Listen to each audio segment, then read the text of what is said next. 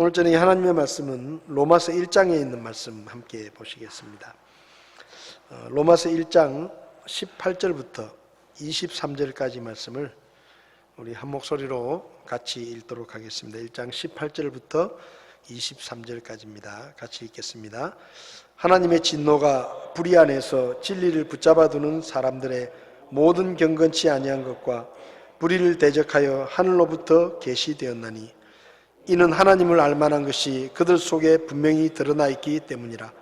하나님께서 그것을 그들에게 보이셨느니라. 그분의 보이지 아니하는 것들 곧 그분의 영원하신 권능과 신격은 세상의 창조 이후로 분명히 보이며 만들어진 것들을 통해 깨달아 알 수 있나니 그러므로 그들이 변명할 수 없느니라.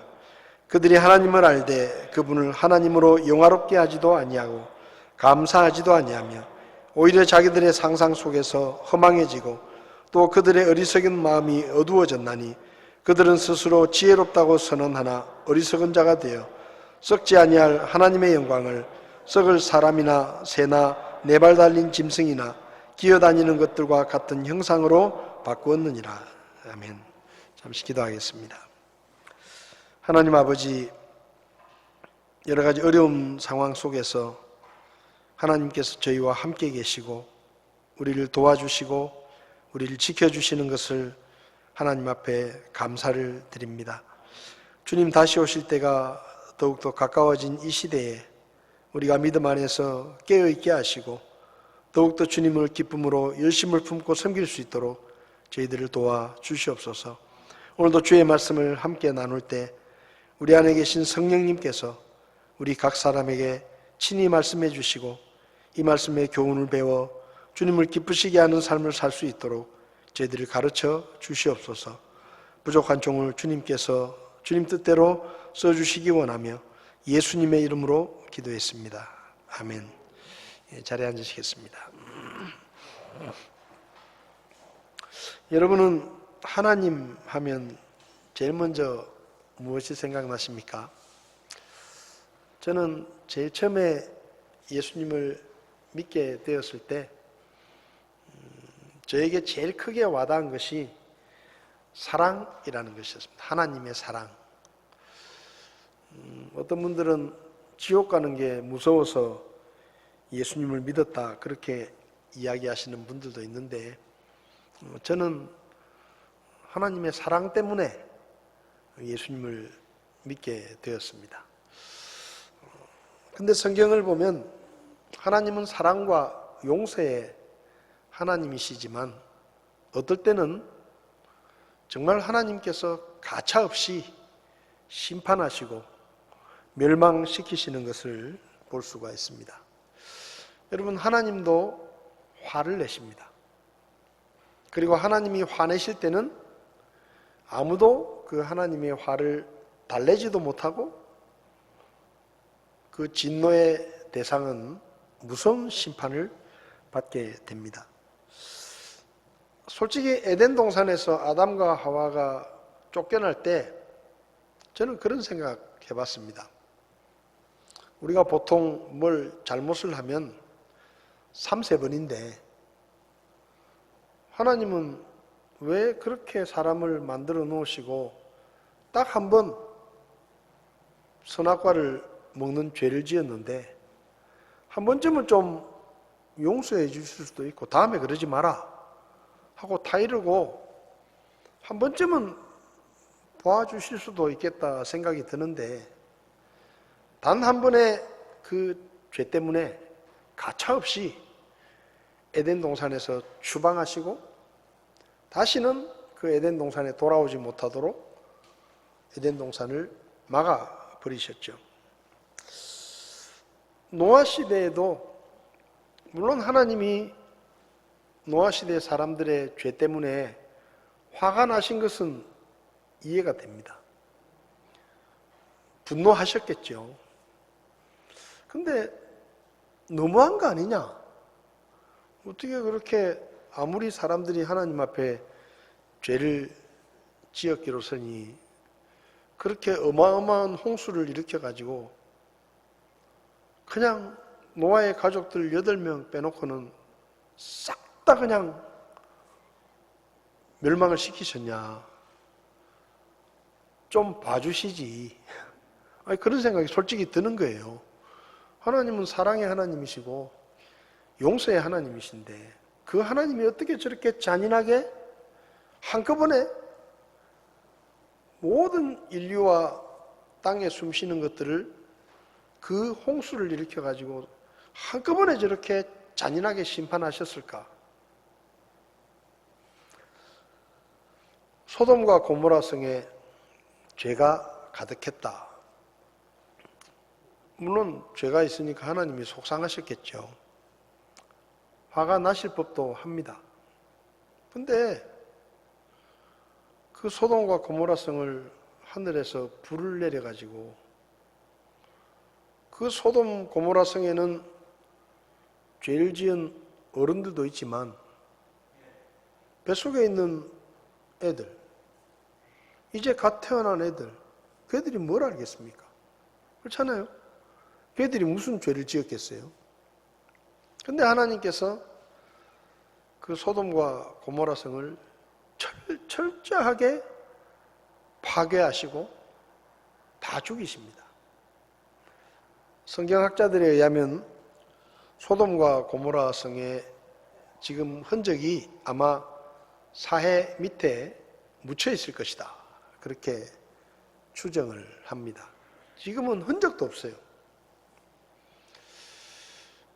아무리 화가 나시더라도 그래도 하나님은 사랑의 하나님이시고 용서의 하나님이신데 그렇게까지 잔인하게 화를 내시고 심판하실 것까지 있으셨느냐 생각이 드는 거죠. 저는 그런 생각을 좀 해봤습니다. 오늘 본문을 보면 18절에 하나님의 진노라는 말이 나옵니다. 하나님의 진노. 우리가 참 이 진노라는 말은 잘 안 쓰는 말이거든요. 그냥 뭐 화를 낸다 이 정도는 우리가 평상시에 뭐 저 사람 화났다, 저 사람 좀 화가 났다, 속상하다 뭐 이렇게 이런 표현은 자주 쓰지만은 진노했다 이런 표현은 사실은 잘 쓰는 표현은 아닙니다. 뭐 가끔 이제 뭐 누가 대노했다, 크게 노했다 이런 표현은 한 번씩 쓰지만은 근데 이 하나님의 진노라는 표현을 들으면 왠지 모르게 굉장히 화가 나신 하나님의 모습이 생각이 납니다. 아주 막 인상을 찌푸리고 절대로 용서하지 않으시겠다는 그런 결심을 하시고 아주 정말로 화가 나신 그런 하나님의 모습이 생각나는 단어가 하나님의 진노라는 단어입니다. 사도 바울은 로마 교회 성도들에게 하나님이 진노하시는 일들에 대해서 몇 가지를 이야기합니다. 하나님이 왜 화를 내시고 무엇 때문에 화를 내시고 어떤 일들에 하나님이 진노하시는가라는 것을 이야기하는데 싫어하시니까 진노하시겠죠, 그죠? 하나님이 그만큼 싫어하시니까 화를 내시고 진노하신다라고 표현을 했는데 첫 번째로 하나님이 진노하시는 것은 18절을 보면 하나님의 진노가 불의 안에서 진리를 붙잡아 두는 사람들의 모든 경건치 아니한 것과 불의를 대적하여 하늘로부터 계시되었다. 그러니까 하나님께서 무엇에 진노하시는가 하면 불의 안에서 진리를 붙잡아 두는 사람들의 경건치 않고 불의한 행동에 대해서 하나님이 진노하신다라고 말씀합니다. 불의한 행동으로 진리를 붙잡아 둔다는 말은 조금 더 쉽게 표현하면 불의한 것으로 진리를 가로막는다라는 말입니다. 불의한 행동으로 진리를 가로막는다는 것은 진리가 무엇입니까? 진리가 뭐죠? 우리가 성경을 진리라고 이야기할 때 성경에서 가장 중요한 진리는 구원의 진리입니다. 구원의 진리.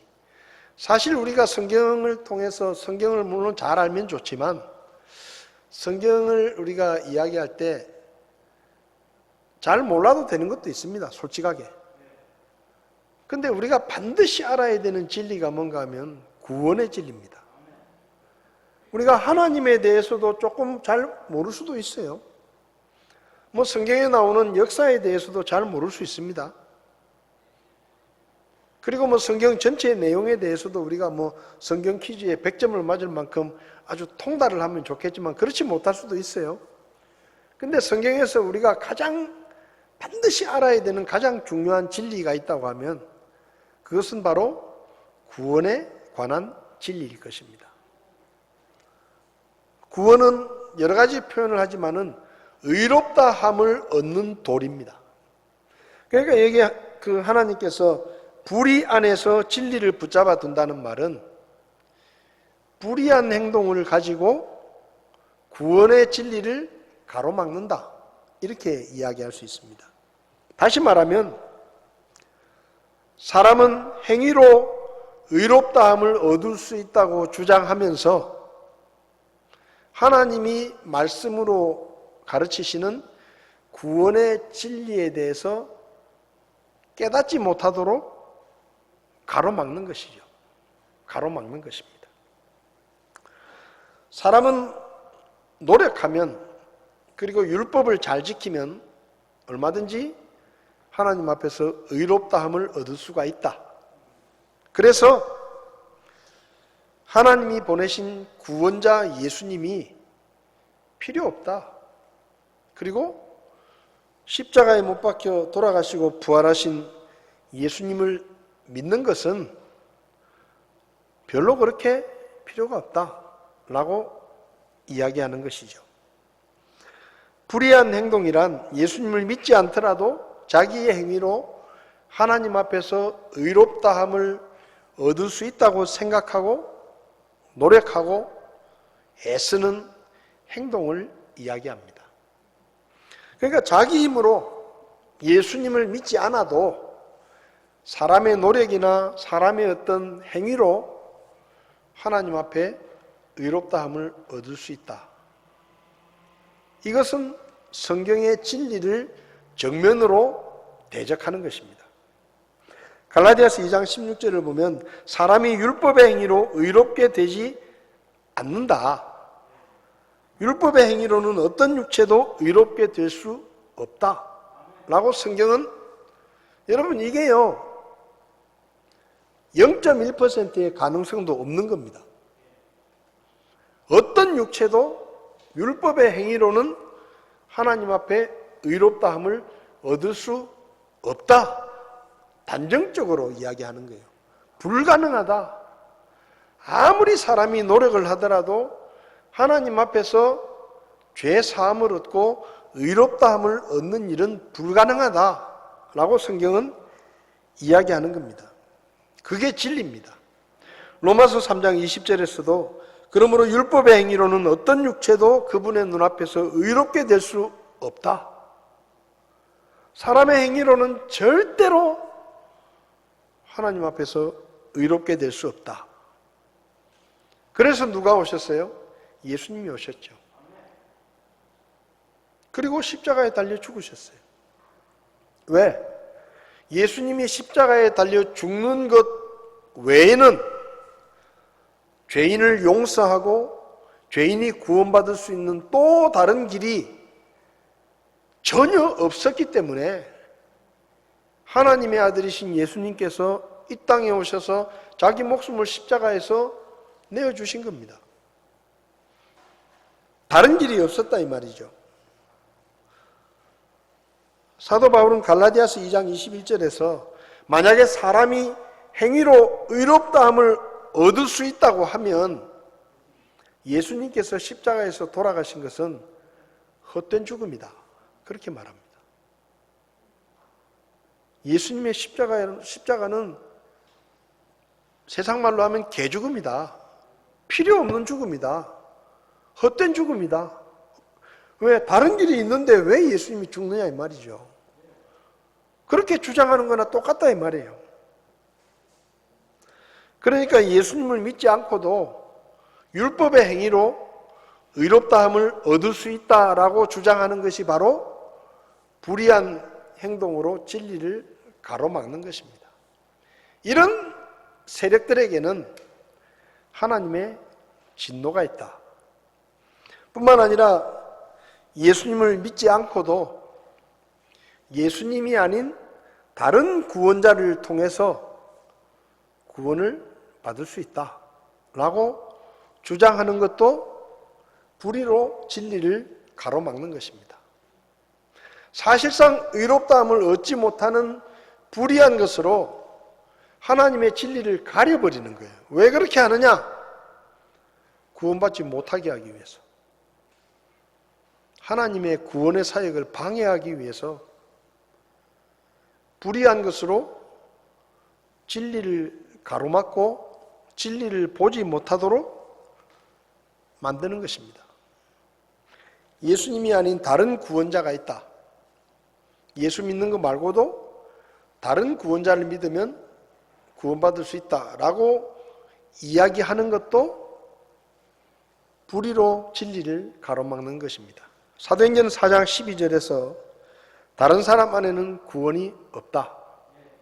이것도 마찬가지예요. 다른 사람 안에는 구원이 1%도 없다. 예수님 외에 다른 누군가를 통해서는 구원받을 수 있는 가능성이 전혀 없다.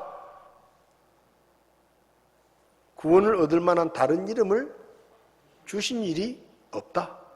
라고 분명하게 이야기하는 거예요. 하나님은 없다고 하는데 누군가가 있다라고 말하면 그것은 바로 불의를 가지고 진리를 가로막는 것입니다. 갈라디아서 1장에서도 사도 바울이 말합니다. 다른 복음은 없다. 그리스도의 복음 외에 다른 복음은 없다. 라고 분명하게 말씀합니다. 예수님이 하나님의 유일한 구원자라는 것, 그리고 예수님을 믿어야 구원을 받는다고 하는 이 구원의 복음을 부정하면서 거짓 구원자와 거짓 복음을 전하는 세력들은 전부 하나님의 진노를 받게 되는 것입니다. 여러분, 예수님 당시에 서기관들과 바리새인들이 바로 이런 생각을 가지고 있었습니다.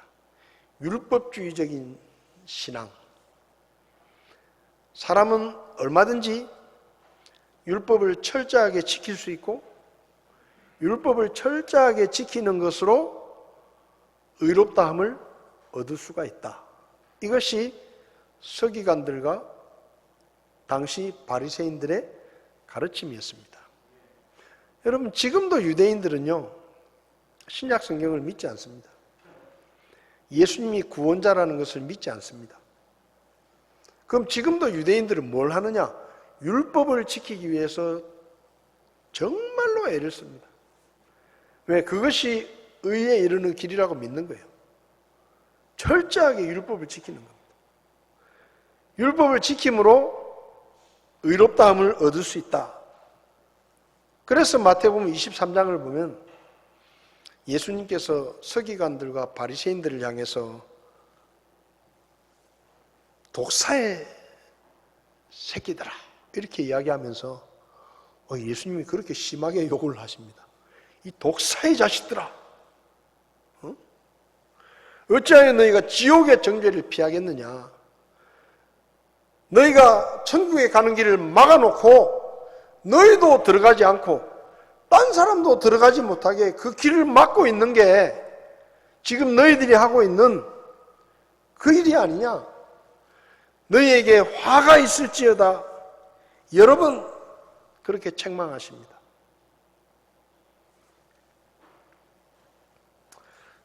불의한 행동으로 진리를 가로막는 그런 세력들은 반드시 하나님께서 진노로 심판하신다라고 말씀하신 것이죠. 두 번째는 하나님이 어떤 사람들에게 진노하시느냐? 하나님을 몰랐다고 핑계대는 자들에게 진노하신다라고 말씀합니다. 19절을 보면 이는 하나님을 알만한 것이 그들 속에 분명히 드러나 있기 때문이라 하나님께서 그것을 그들에게 보이셨느니라. 그분의 보이지 아니하는 것들 곧 그분의 영원하신 권능과 신격은 세상의 창조 이후로 분명히 보이며 만들어진 것들을 통해 깨달아 알 수 있나니 그러므로 그들이 변명할 수 없으리라. 이 말씀이 이런 겁니다. 하나님께서 이 우주 만물을 창조하실 때 하나님께서 어떻게 만드셨는가 하면 정직하게 하나님이 만드신 세상을 바라보면 하나님이란 분이 계시다라는 것을 알 수 있도록 하나님께서 수많은 힌트들을 그분의 창조 세계 속에 새겨 놓으셨다는 것이죠. 여러분, 우리가 그림을 보면 그 그림을 누가 그린 것인지 우리가 어떻게 알죠? 어떻게 알죠? 그림마다 그림을 그린 사람의 사인이 있습니다. 사인이 있어요. 그래서 그 큰 그림이 그 한쪽 구석에 있는 조그마한 글씨로 적혀져 있는 그 사인 때문에 그 큰 그림이 그 사람이 그린 그림이구나 하는 걸 아는 거예요. 그 사인, 그 전체 그림으로 보면 아주 적은 부분이지만 그 사인 때문에 그 그림이 누가 그린 그림인지 아는 것처럼 하나님께서 이 세상을 만드실 때 그분이 만드신 모든 피조물들 속에 하나님이란 분이 계시다라는 것을 눈치챌 수 있도록 수많은 힌트들을 분명하게 심어 놓으셨다라고 말씀하시는 겁니다. 그래서 누구라도 나 하나님을 몰랐어요. 몰라서 안 믿었어요. 그렇게 핑계를 댈 수 없도록 하나님이 그렇게 해놓으셨다는 거예요. 그래서 하나님 앞에서 아무도 난 하나님 계신 줄 진짜 몰랐어요. 그래서 저는 하나님 안 믿었어요. 못 믿었어요. 알았으면 제가 믿었겠죠. 근데 몰랐다니까요. 이렇게 변명하고 핑계하는 것이 불가능하다 이 말이에요. 전도를 받고 하나님을 안 믿는 사람, 전혀 전도를 받은 적이 없어서 하나님을 안 믿는 사람, 다릅니까? 달라요? 다르지 않다는 겁니다. 누군가에게 전도를 받아가지고 하나님을 안 믿는 거나 전도를 받지 못해가지고 하나님을 안 믿는 거나 똑같다 이 말이에요. 왜? 하나님을 눈치챌 수 있는 수많은 힌트들을 하나님이 온 우주 만물에 심어 놓으셨는데 눈치를 못 챈다 이 말이에요. 그럼 왜 눈치를 못 채느냐? 첫째로 정직하지 않기 때문입니다. 성경을 보면 하나님은 사람을 정직하게 만드셨는데 사람들이 꾀를 냈다. 그런 표현이 있습니다. 꾀를 냈다. 여러분, 하나님이 만드신 것들을 정직하게 바라보면 하나님이란 분이 계시다는 것을 금방 알아챌 수 있습니다. 근데 왜 자꾸 그걸 못 보느냐? 세상에서 배운 세상 지식 때문이에요. 사람들로부터 나온 세상 지식. 그게 과학일 수도 있고 진화론일 수도 있고 하여튼 사람들이 만들어 놓은 지식, 그 지식을 배우면서 사람이 정직하게 세상을 바라보지 못하는 거예요. 편견을 가지고 바라보는 겁니다. 편견을 가지고. 그리고 사람들의 꾀를 받아들이는 거예요. 하나님은 사람을 정직하게 만드셨어요. 근데 그 정직한 사람이 세상에서 세상 지식을 배우고 사람들의 잔꾀와 사람들의 이론과 사람들의 사상을 배우게 되면서 정직한 모습이 사라지게 되고 자꾸만 편견을 가지고 세상을 보는 겁니다. 그럼 그 세상 지식과 사람들의 잔꾀는 어디서부터 왔느냐? 마귀로부터 오는 거예요. 마귀로부터 오는 겁니다. 여러분 요즘 유튜브를 잘 봐야 됩니다. 유튜브가요, 마귀가 선택한 최후의 무기입니다. 지금 유튜브 때문에 사람들의 눈이 가리워지고 있어요. 유튜브가 재밌는 게 뭔지 아세요? 하나님 없는 내용을 한번 들어가면 그 다음부터 계속해서 하나님 없는 내용만 나한테 추천이 되고 계속 연결됩니다. 그걸 알고리즘이라 그래요. 그러니까 예를 들면 내가 불신앙적인 내용을 하나 검색을 하면, 그래서 그 영상을 보면 그 다음에 내가 유튜브에 접속을 하면 그와 관련된 하나님을 알지 못하게 만드는 불신앙적인 내용들이 가득 차 있는 영상들을 자동적으로 추천해 주는 거예요. 자동적으로 추천해 주고 내가 하나를 보고 나면 그 다음에 자동적으로 비슷한 내용의 동영상이 연결이 되는 겁니다. 그럼 어떻게 되는지 아세요? 계속 그런 생각을 세뇌당하는 것처럼 지배를 받는 거예요. 보통 사람들은 이해를 못해요. 그 사람 생각이 왜 그렇게 편견을 갖게 됐는지. 근데 그게 유튜브를 많이 보면은 그렇게 되는 거예요. 자동적으로. 고린도후서 4장 4절을 보면 그들 속에서, 믿지 않는 사람들 속에서입니다. 이 세상의 신이 믿지 않는 자들의 마음을 가려 하나님의 형상이신 그리스도의 영광스러운 복음의 빛이 그들에게 비치지 못하게 하였느니라.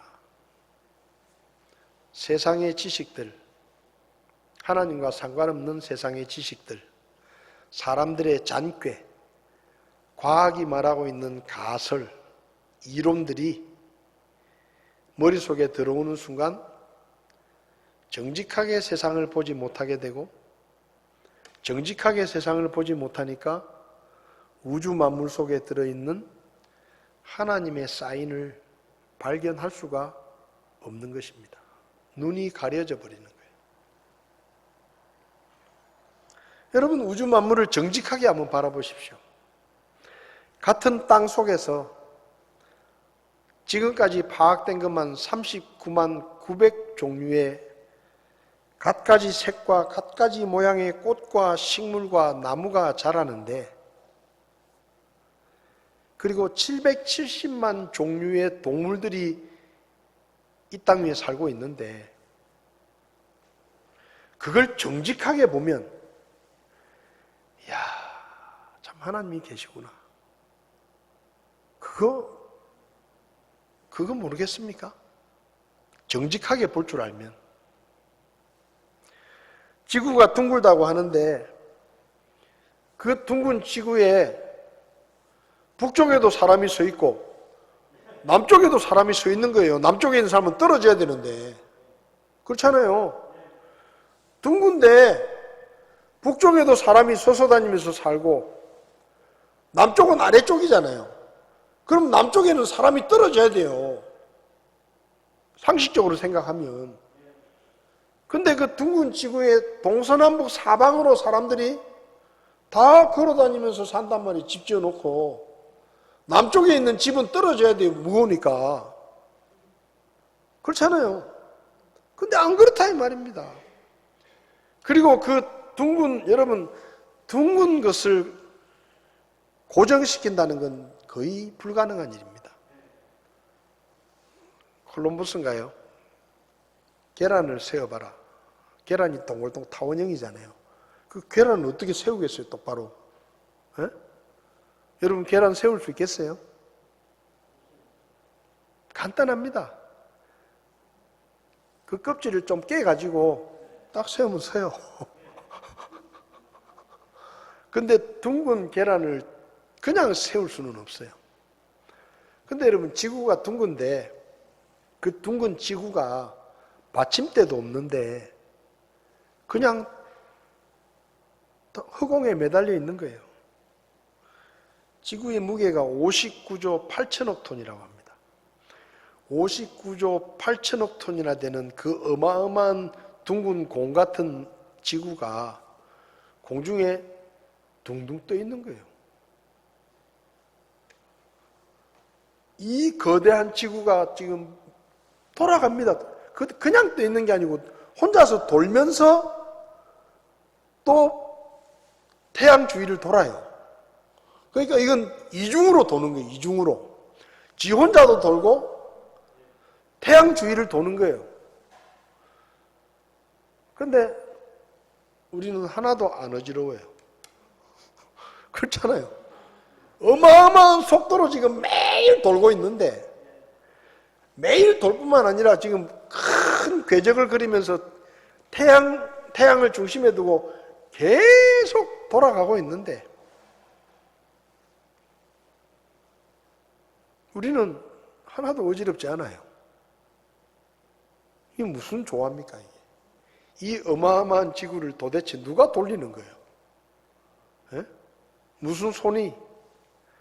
그리고 태양과 지구의 거리, 지구와 달과의 거리, 이게요, 하나라도 너무 가까워지거나 멀어지면요, 이 지구가 존재할 수가 없습니다. 사람이 살 수가 없어요. 지금 뭐, 지구 온난화 때문에 뜨겁다고 난리인데, 조금만 태양에 가까워지면 다 타 죽습니다. 조금만 멀어지면 다 얼어 죽어요. 그런데 어떻게 다 적정한 거리를 유지하면서 사람이 살 수 있는 이런 환경이 유지되고 있다는 것. 이거 정직하게 보면요. 이거는 신이 하는 게 아니면 못해요. 신을 부정할 수가 없어요. 하나님이란 분을 부정할 수가 없다니까요. 사람이 만든 차, 엔진이 돌아가잖아요. 평균적으로 5,000km를 타면 엔진 오일을 바꿔야 돼요. 오일이 너무 굳어져 가지고 뻑뻑해져 가지고 이게 기계를 상하게 만들 수 있기 때문에 오일을 5,000km마다 바꿔야 됩니다. 근데 사람은요, 죽을 때까지 기름을 안 바꿔도 돼요. 관절이 잘 움직입니다. 관절이 뻑뻑해가지고 기름 칠 필요 없어요. 오일이 갈 필요가 없습니다. 목이 뻑뻑하다고 여기다가 주사기 넣어가지고 기름, 식용유나 뭐 윤활유 같은 거 넣을 필요가 없어요. 죽을 때까지 한 번도 오일을 바꿀 필요가 없습니다. 신기하지 않습니까? 사람의 몸은 206개의 뼈가 지탱을 하고 있는데 그 몸 속에는 10만 킬로가 넘는 혈관이 온몸에 퍼져 있습니다.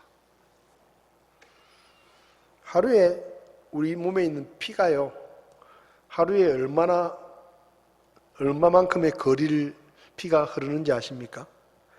지구 2바퀴 정도의 거리를 매일 우리 몸속에서 피가 돕니다.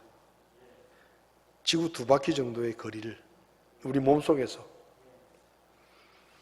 1초마다 2,500만 개의 세포가 새로 만들어지고, 여러분 상상이 가세요? 사람의 눈이 몇 가지 색을 구분할 수 있느냐?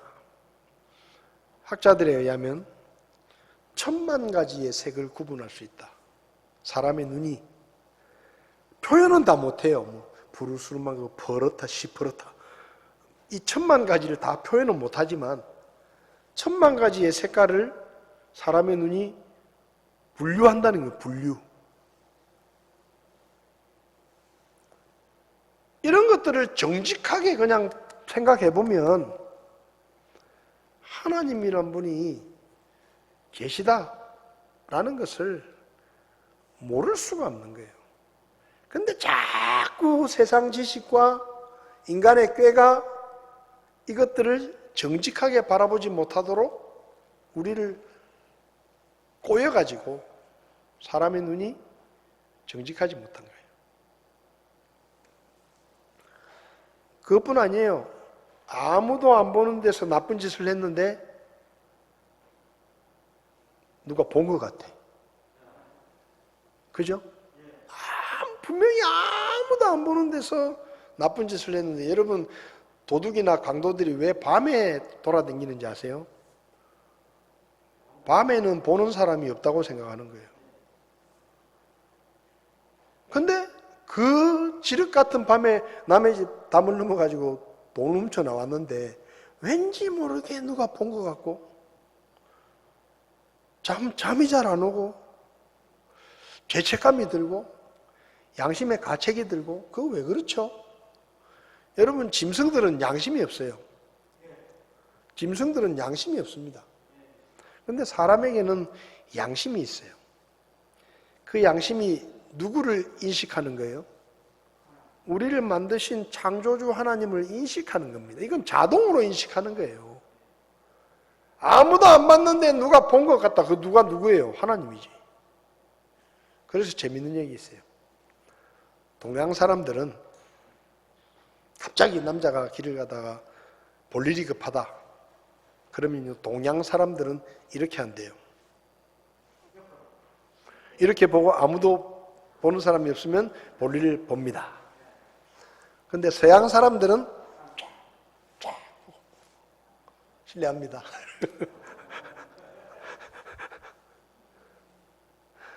여러분, 사람이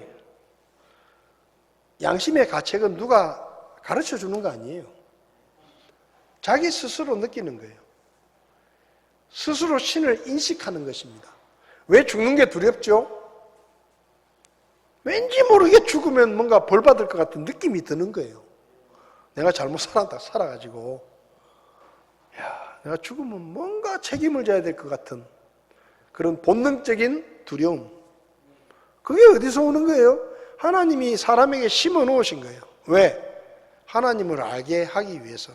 근데 이것도요, 정직하지 못하니까 양심의 화인을 맞았다. 그래서 신을 제대로 보지 못하게 만드는 겁니다. 세상에서 배운 지식, 사람이 괜찮다 그러면 괜찮다고 생각합니다.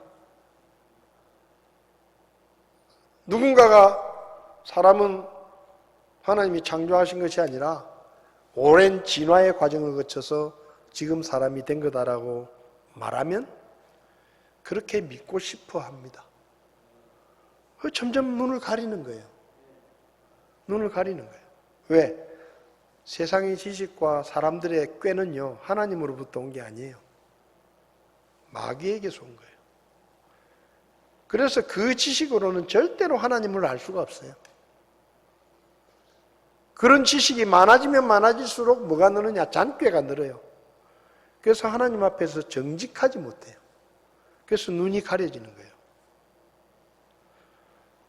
하나님 앞에 가서 깨닫게 되겠죠. 내가 그렇게 많은 사인을 보여줬는데 너는 왜 몰랐냐?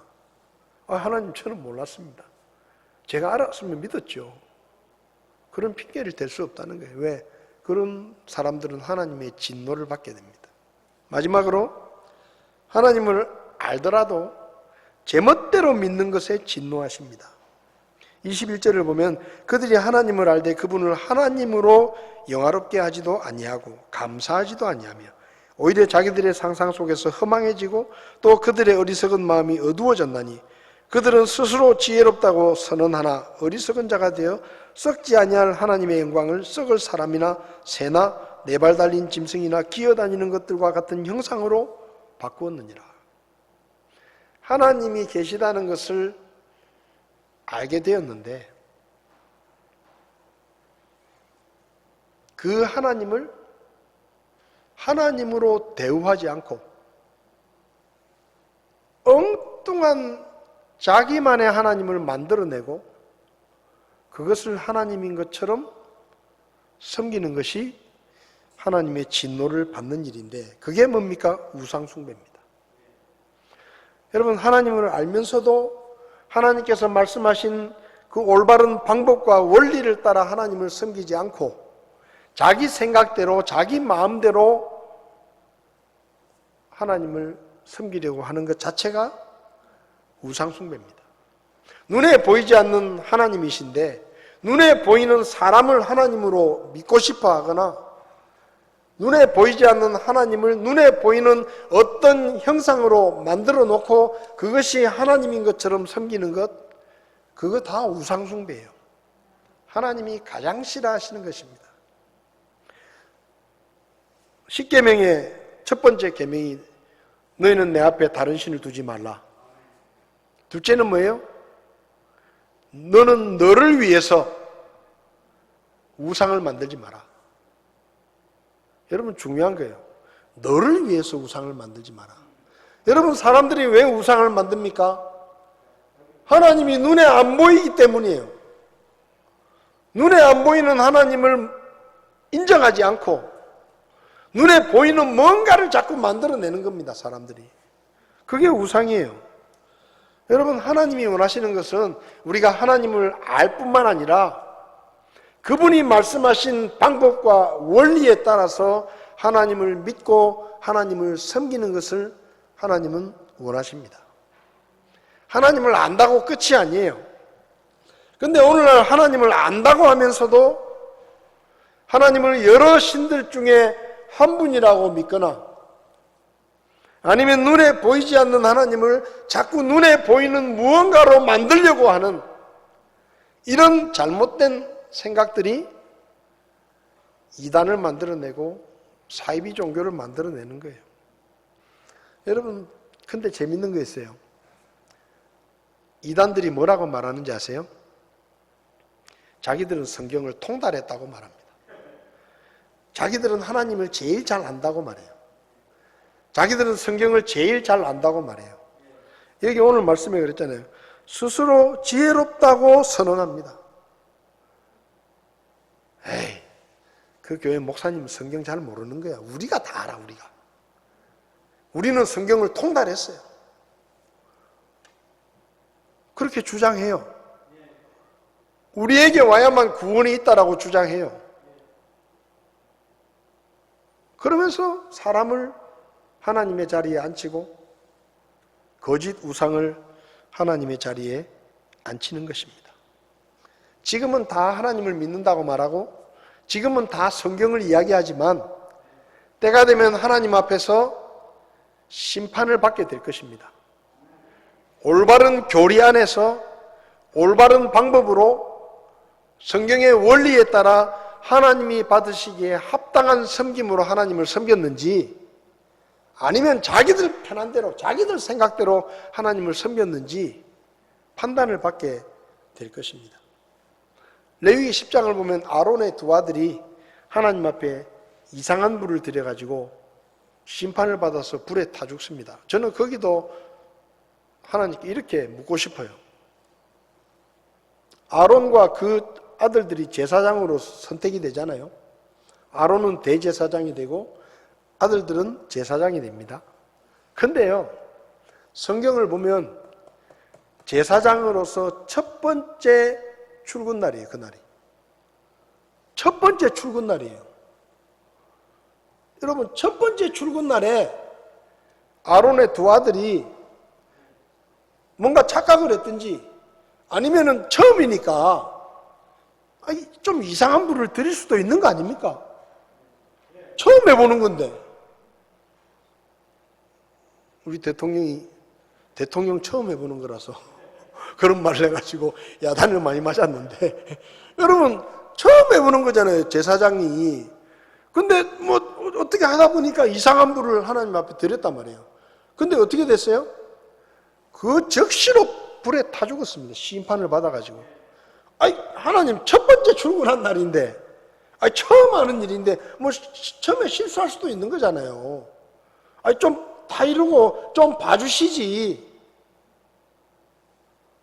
그렇게 생각할 수도 있어요. 사무엘하 6장을 보면 다윗이 하나님의 법궤를 왕궁으로 옮깁니다. 하나님을 잘 섬겨보겠다고. 그래가지고 자기 나름대로는 하나님의 법궤를 옮기기 위해서 수레도 아무도 타지 않은 새로운 수레를 만들어가지고 정성을 다해서 하나님의 법궤를 가지고 옵니다. 하나님을 안 섬기겠다는 것도 아니고 하나님을 더 잘 섬겨보겠다고 그렇게 했어요. 근데 뭔 일이 터졌습니까? 수레가 흔들리니까 우사라는 사람이 하나님의 법궤를 잡았는데 죽었어요, 그 자리에서. 하나님을 잘 섬겨보겠다고 법궤를 70년 동안 방치되어 있던 법궤를, 아무도 돌아보지 않던 법궤를 왕궁으로 모시고 싶어가지고 새로운 수레도 만들고 정성을 다해가지고 최선을 다해서 악대까지 동원해가지고 모시고 오는데, 그 방법이 조금 잘못됐으면 어때요? 그 정도는 좀 봐주실 수 있는 거 아니에요? 다윗아, 다음에는 이렇게 하지 마라 하고 한 번쯤은 눈 감아 주실 수도 있는 거 아닙니까? 근데 그 잔칫날에 하나님께서 고춧가루를 뿌리십니다. 우사를 죽게 만들어요. 뭐 그렇게 그게 죽을 만큼 잘못한 겁니까? 예? 한 번쯤 좀 봐주시면 안 됩니까?